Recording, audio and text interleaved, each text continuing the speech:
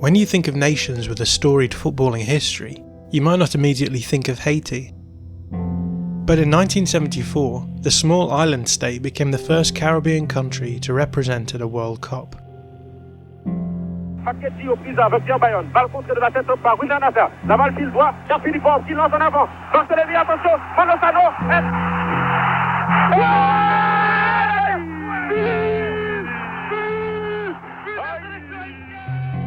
Since then, the history of the country has been rocked with tragedy and scandal. 10 years ago, Haiti was ravaged by a 7.3 magnitude earthquake. Catastrophic destruction left over 1.5 million people homeless. Over 220,000 people were killed, more than 300,000 injured. Oxfam GB is the subject of a report out today from the Charity Commission in the UK. It has to do with Oxfam's work in Haiti after the earthquake of 2010. Now, staff were accused of sexually abusing children and paying for prostitutes. Football hasn't been immune from this. Earlier this year, allegations were made that the country's president of the Football Federation, Yves Jean-Bart, had sexually abused young female footballers. Nous passons savoir que le parquet de la Croix-des-Bouquets, il y a une enquête menée autour et du dossier du président Yves Jean-Bart, alias Dado. In this episode, we trace this harrowing case through the words of one of the journalists who uncovered it.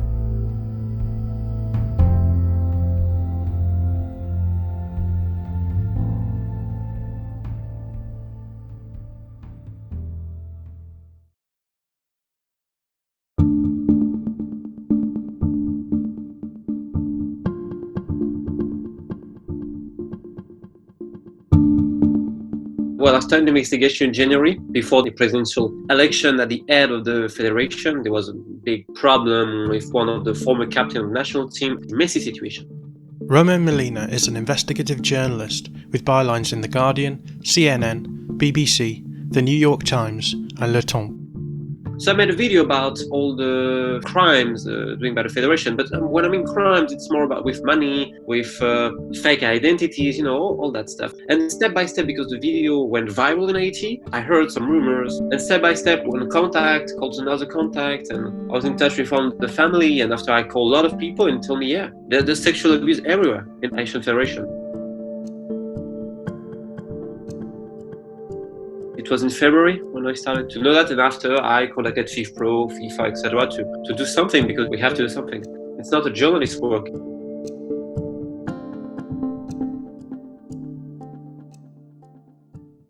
Can you give us an overview of the allegations that have been made against Yves Jean-Bart, the president of the Haitian Football Federation? So yes, he's accusing of sexual abuse young girls, teenage girls, sometimes of 14, 15 years old, and their sexual abuse almost 40 years now. Could you tell us a little bit about Yves Jean-Bart? Just to summarize, he's a guy, he's been 20 years, he's in charge, but there's also his son behind the scenes. Mr. Jean-Bart is a former doctor and journalist. He also owns a radio station, very important in Haiti, Radio Galaxy. He also owns a club, Les Tigres, which is also a volleyball club, not only a football club. He's a guy very clever. Honestly, he's a big fan of Sepp Blatter, everything. He's a guy very important in the Caribbean. After Jack Warner's story, I think he's the most important guy in the Caribbean now. So it's very important for FIFA. He's a very charming guy. When you heard him, he has a lot of culture, everything. But he has another side, a dark side, and he's a guy living for sex, especially with young girls. Now, I'm not talking about 10 or 11 years old girl. No, I'm talking about 14, 15, 16, 17, sometimes more. And even he admitted it in an investigation that he had a child with one of the players. He's also a guy working with mobsters, local gangs. So some of the victims now and their families are threatened. They receive death threats. So what is Jean-Bart's position in the Haitian Federation now? What does he do? Almost nothing now, because it's his son running everything, but his son didn't have a job in the federation. He's living between Miami and Haiti. His son is Pepito. Pepito and his friend Chachou are the two main forces of the federation. You've already mentioned how you started finding out these stories about sexual misconduct. How did you bring these stories into the open? First of all, I spoke with James Corbett from the Times. He put me in touch with some people at FIFPro because I believe FIFPro had to do something. So we met some conference and they, sorry for the expression, they're shitting themselves, saying that, well, they can do something for the bonus the player didn't earn, but visibly for the rape. So for FIFPro, money is more important than rape, which is a shame. And for me, it showed that they are useless at all. So I went to FIFA. They gave me the contact of Catherine Leslie at Child Protection. Maybe she's a nice person, but she did absolutely nothing about it. So I had to throw shit. Sorry for the expression, but I have to make some noise and to show them I had to put their nose on the shit they did. I'm sorry for the expression, but that was the goal. And so one day they asked me officially for help, thanks to the BKMV system. It's like a whistleblower system in FIFA. The next day, I received a call in Haiti that some very important person at FIFA called the Secretary General of the Federation saying that there was an investigation for sexual abuse. So he leaked classified information and tell them, well, you need a Switzerland lawyer, everything. So I get mad. I wrote to FIFA saying, what the fuck is going on? I mean, we're talking about confidentiality, we're talking about children, and the next day, one people call these monsters to warn them and help them. How can I trust you? Because first, I wanted to do some conference with the victims and everything. So I say, as this person stands there, I can't because it's too risky, too dangerous. So after that, our goal was to publish something because like the Afghanistan case 2 years ago, thanks to Susie Wrack in The Guardian, it's because of that FIFA finally moved its ass, because FIFA won't move if it's not a public scandal, because one country, one vote. So you can rape girls in Haiti until the guy vote for me, what else? That's why we have to publish something, and we want FIFA to intervene, and it's been more than 3 weeks. They do absolutely nothing. It's unbelievable. Unbelievable. The allegations around Jean-Bart are centred around the Centre Technique National in Croix-du-Bouquet. Could you tell us a little bit about that centre and how it relates to FIFA? The FIFA Goal Center is near Port-au-Prince, the capital of Haiti. So FIFA and the German government finance a big program about soccer, everything, and to help young girls and young boys to be there playing football, etc. And they call it the Camp Nou project. They're turning that like a club to earn training compensation, which is illegal because it's from FIFA fundings. But well, FIFA turned a blind eye. The condition of life there are awful. Sometimes the girls only eat once a day. Even one day, it was a couple of years ago, they didn't eat all the day. Sometimes they go into training without eating everything. But trust me, the people at Federation, they eat very well. They have doctor, they have everything. So it's like modern slavery. When the girls were qualified for the Under-18 World Cup, they earn nothing. The Federation eats all the money they earn. Some girls were injured, and the president of the Federation, Mr. Jean-Bart, told them, well, I own you, so you play. Your life belongs to me because, hey, poor girl, you have a roof because of me. Also in the United States, the girl had to earn $100, and he say only 15, and be happy, poor girls. I mean, that man is a monster. Even when FIFA came there, he is with bodyguards, fully armed. You don't talk about football there, you talk about a cartel. It's one of, I think, the most criminal federation of football, without any comparison. There are a lot of criminals in football, but in Haiti, you can imagine. You have drug dealers, you have mobsters, you have local gangs, you have rapists. He was protected also by a former sports minister who was also a pedophile, because young boys also abused. I know some of them. They were raped when they were 10 years old. And that man, I know, he played for a national team, 10 years old. And FIFA turned a blind eye. I mean, they have a responsibility on that. It's their center.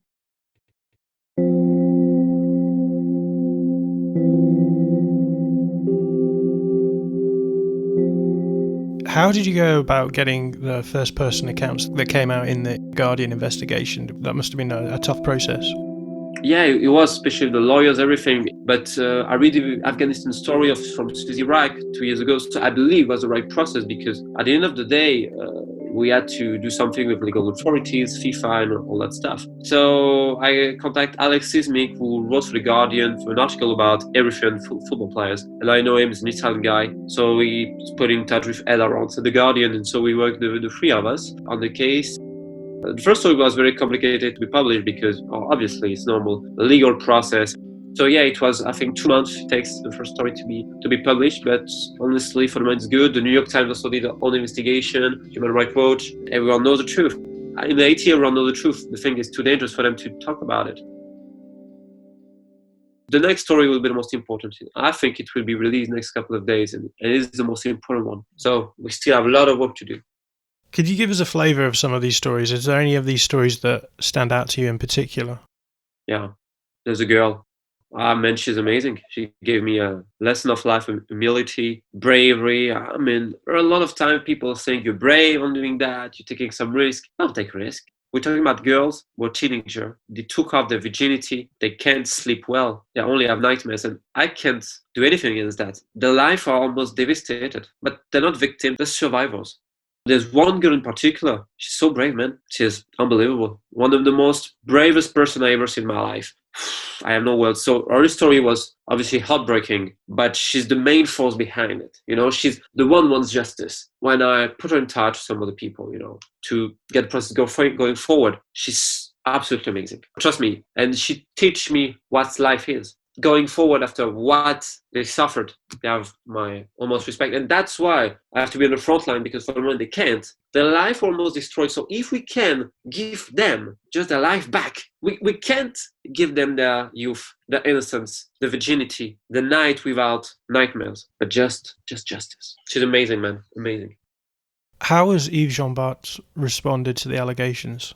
Oh, he says a plot. He brings the racist card. He called me a petit blanc in Creole, talking about my color, my skin, and everything. So he don't want to attack the Guardian but me, saying that I'm not a journalist, everything, which I don't care. He also bring a public relation guy, an American guy, who told publicly that he advised his client to never tell the truth, which is quite good, to be honest. So they're very arrogant, rude, threats. I told you it's a cartel. So they behave themselves like mobsters. And he believed FIFA will protect him. And for the moment, they are protecting him, which is the most scandalous thing. I really hope that Gianni Infantino and the other people, when they came to their house, seeing the beautiful daughters or children or sons, just think about it. Imagine the thing happens to your daughter or your son. What will be your reaction? How they can look the son and daughters in the eye when they're protecting pedophiles? I mean, I have to move mountains just for FIFA to intervene, just to protect victims of sexual criminals. In which world we're living? And that man, he wants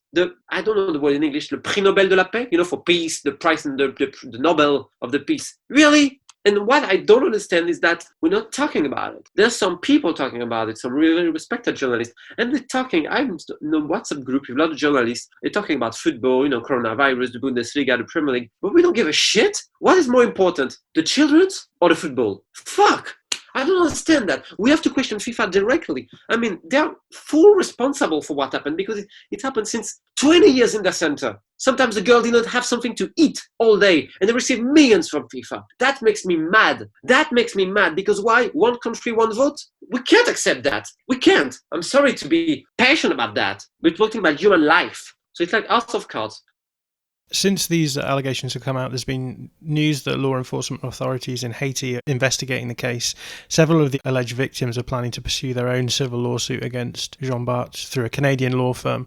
Do you have any idea how likely it's going to be that Jean-Bart will be charged and tried for these alleged offences? Complicated, because the girls are really threatened. I mean, imagine gangsters calling you saying that if you talk, you're dead, when you have absolutely nothing in life. He also offered some US visa to some people to keep them off shut, money. Everything will be changed when it will be suspended by FIFA. But now the Wolves wants his place. So in the federation, some wants to take advantage of it. But wait the next couple of days. In the next couple of days, we'll ban them. So now we make some good progress, definitely. But we need FIFA to do something, because a lot of victims are expecting that to moving forward as well, which is normal. I mean, in the Afghanistan case, the guy was suspended. Why in the Haitian case is not suspended? Why in the Haitian case they give the investigation to 3 people who are not from FIFA, and there was one lawyer who is a very good friend of the lawyer of Mr. Jean-Bart, and they say it's an independent panel. There's something that doesn't smell very good, but they can't stand with him. I mean, just imagine if they're still protecting him. What will be the reaction of Coca-Cola, Adidas, and everything? Because we will go to see them saying you're giving millions to corporation who is currently protecting a pedophile. So I'm curious to see the reaction of the sponsor. Can be good. Maybe we have to contact them. No.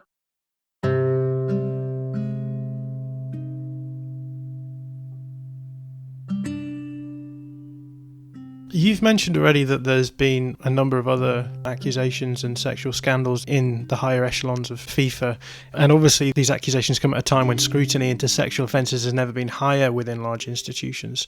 So I just wondered if you had any thoughts on the extent to which this scrutiny has impacted on FIFA. I spoke with Tariq Panja about it, and he's right. They have no policy about sexual abuse, which makes you wonder FIFA is maybe one of the most powerful organizations on earth. After the Afghanistan case, they have no excuse. They put one person, Catherine Leslie, for child protection, saying that, well, you have a commission of child protection. When you see that, it's very beautiful, but at the end of the day, she's the only person for 2011 federations. How can she manage it? I mean, it's only for appearance. So the first problem is that FIFA have no policy of sexual abuse. Second thing, that some case were throwing under the bus. I'm referring about the Colombian case. There's also sexual abuse in Colombia. But it's not only FIFA, it's almost everywhere. In my country, in France, there's some sexual scandal, especially in the women's national team. One journalist I know is trying to investigate on that, and the federation is too afraid, which makes me wonder if in the FIFA or the federation, it's about football or it's about protecting criminals.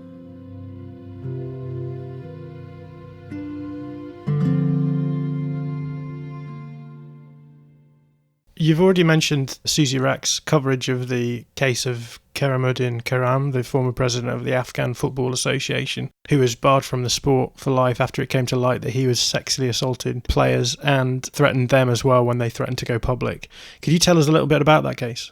That's awful, man. He had a back room where he raped players with his fingerprints. You can only access to this room. Thanks to Susie Rack, FIFA had to do something, so they suspend the guy, everything, banned for life, other people. But it was a totally mess because FIFA didn't know how to handle it, because they don't have people qualified to work on that with the victims and everything. They helped definitely bring the victims in Europe, all that stuff with their families. But the way they treated the case was awful, absolutely awful. Especially, some post-trauma suffering for the victims and everything there was. But I believe they will learn something from that. And with the Asian case you see now, it's like the Afghanistan case was there, and now we have the Asian case. Before we have the Colombian case. What are they doing? Nothing. They have no policy concerning sexual abuse. I mean, how is it possible? How? But they have policy to say our football is great, we have money for football, to promote the women's football, which is also an appearance. They don't promote women's football. It's give them a conscience saying, well, we're giving money, we encourage women to play football, but in the meantime, you encourage girls, for example, in the Asian national team, to be raped as well. What can be the reaction of these girls? For the moment, in almost 4 weeks now, they see that FIFA is doing nothing. For example, you are one of the boy or the girl were raped or sexually abused or touched by these people. What will be your fault? FIFA is on which side? The rapist or the victims? And in line with that, in February, Gianni Infantino congratulated Yves Jean-Bart on his re-election to a 6th term of office. And FIFA stipulates that heads of federations should only hold office 3 times. What does this tell us about the control FIFA has over these federations? They have no controls. One country, one vote, which is the most important thing for them. And if this president can bring you other votes, that's great. In the Caribbean, after Jack won a story, it was messy. The situation was messy. And even at the time when he printed himself against Sheikh Salman, that's very curious because Dadu, Mr. Jean-Bart, everyone knew he had to vote for Sheikh Salman. And at the end of the day, he didn't. Curious, no? I don't think more. How have FIFA responded to these issues in Haiti specifically? Why they don't answer? Personally, now they don't answer me, but they ask me for help now with all that stuff. So I put them in touch with some of the people who know the situation. So I help them. And they told me, we need a list of the victims. Well, first, you have to suspend the men because the victims will never talk. And besides, we can do something. But I put them in touch with some of the people who know the story, everything with names and etc. So yeah, what I did, I told you they give to 3 people, they put an ad hoc panel to supervise the investigation, everything. But I'm curious about the lawyer because he's a big friend of the lawyer of the federation. The lawyer will sue me. I mean, if it's independent, why you one of his best friends? That makes no sense. There's no other people for investigation, especially that one of the 3 people are not from Haiti. Why you put 2 Haitian peoples connected to? But well, that's another thing. They're saying they're investigating everything, but honestly, I have my source at FIFA. I know what happened behind the scenes, and I know they will try to find a scapegoat even in their division. And it's not over because there's not only sexual abuse. There's more, and there's something. If we can go through it, FIFA can be a really big problem because they do something even worse than that with 1 people in Haiti, but step by step. I will try to do my best, because what happened in Haiti is not only in Haiti. We have the situation in Madagascar, shame. Île Maurice, don't know, Mauritius Island, that's how you say that in English, shame as well. Really, really criminal federations. But they turn a blind eye because one country, one vote. Well, and Gabon as well. The next story about Gabon, because there's sexual abuse there as well for boys. And it's even worse than Haiti, even worse. How do you think FIFA should get a handle on this situation? If I was a lawyer, I will sue FIFA. I will try to do a class action against FIFA, first of all, because just when I told them 2 times, and I have the email, I warned them, they have death threats on players, everything. Normally, they have protocols in place. They do nothing. So, sorry, they have a responsibility. They have a responsibility. If something happened to one of the families, it's their responsibility now. Because it's them who give the power to this man. Because now the president of the federation everywhere is more important than a sports minister. Because FIFA sometimes threatens governments. Don't touch them. Political interference. So that's a big, big problem. Now we'll see what happens. There's good people at FIFA, wants to do their job, but you have some important people who are not very interested in doing their job. Just they want to keep their wages, their life. But the Haitian case is also an opportunity for us to make a restart and to really send a strong signal, because if we're doing something on that case and bring to justice the sexual criminals, and after the other case, Gabon, Colombia, can send a very strong signal, but we need some support of the other important newspaper and everything, because alone we can do something. We're talking about children. FIFA has to know that, because someone has to. The rapes happen in the center, and every year they say, "Oh, it's beautiful what happened." You can't say it's beautiful when you're the reality. And I'm not talking only about sexual abuse. I'm talking about the food. I'm talking about where the money is going. I'm talking about who receiving the money. You have to know where the money is going to who. And if, just an example, what you will do, if you know your money is going to a drug dealer, are you still funding the man or not?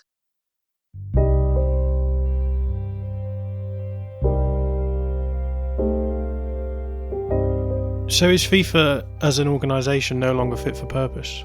I don't want to be harsh, but it's too much. That case is too much. It's too much. I don't know if they know the damage they did. There are people who never recovered from what they suffered. I spoke to one of the girls. She told me, I wanted to die, but death didn't want me. She had to abort, not for Mr. Jean-Bart, for another people at the FIFA Goal Center.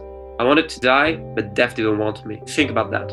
But death didn't want me. Just imagine that if your children, your beautiful daughter, had to abort at 16 years old because one sexual criminals raped her and obligated her to abort at 16, what would be the reaction?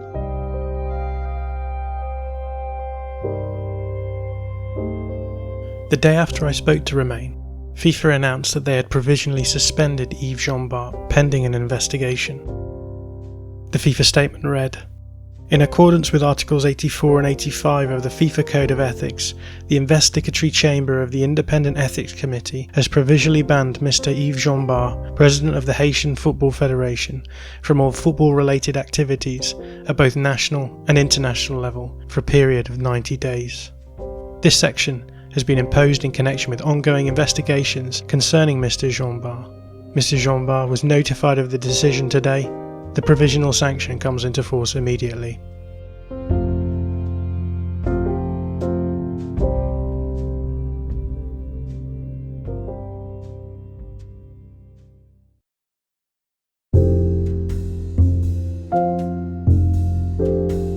Romain Molina is an investigative journalist with bylines in The Guardian, CNN, BBC, The New York Times and Le Temps. This episode was produced by Josh Schneiderweiler. I'm John Mackenzie. Thanks for listening to Football Today. If you enjoy this podcast, why not subscribe to our Patreon and get a raft of bonus material? Or, if you can't spare the cash, why not help us out by sharing an episode with a friend? See you next time.